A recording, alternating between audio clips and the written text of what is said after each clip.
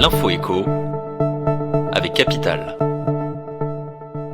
On commence avec le débat du jour. Faut-il craindre une hausse des prix des carburants en 2023 ? Orienté à la baisse ces derniers jours, le prix du baril de pétrole pourrait remonter l'année prochaine, entre autres en raison d'une diminution de l'offre mondiale et des tensions géopolitiques liées à la Russie.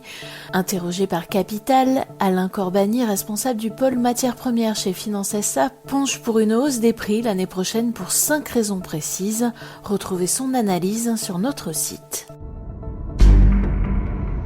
Le chiffre du jour, 12 millions, c'est le nombre de ménages qui vont bénéficier du chèque énergie exceptionnel.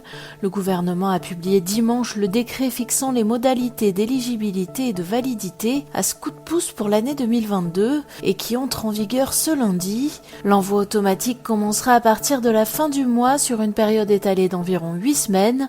Le gouvernement avait annoncé le 14 septembre le versement de ces chèques exceptionnels dans le contexte de hausse des prix de l'énergie. Retrouvez toutes les modalités d'éligibilité sur capital.fr.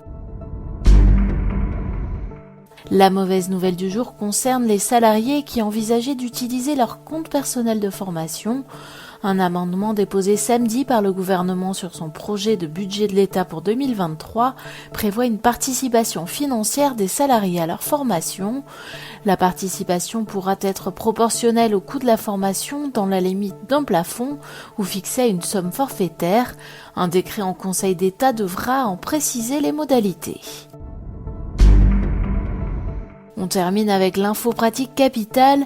Alors que plusieurs préavis de grève ont été déposés par les organisations syndicales de l'aviation civile et de la SNCF pour les départs en vacances pour Noël, Capital fait le point sur les dates de ces mouvements sociaux qui inquiètent les voyageurs. Du côté de la SNCF par exemple, CFDT Cheminots, Sudrail et UNSA Ferroviaire ont déposé plusieurs préavis de grève du 15 au 19 décembre, du 23 au 26 décembre, puis du 30 décembre au 2 janvier. Retrouvez toutes les dates des grèves prévues en cette fin d'année sur notre site. C'était l'Info écho avec Capital.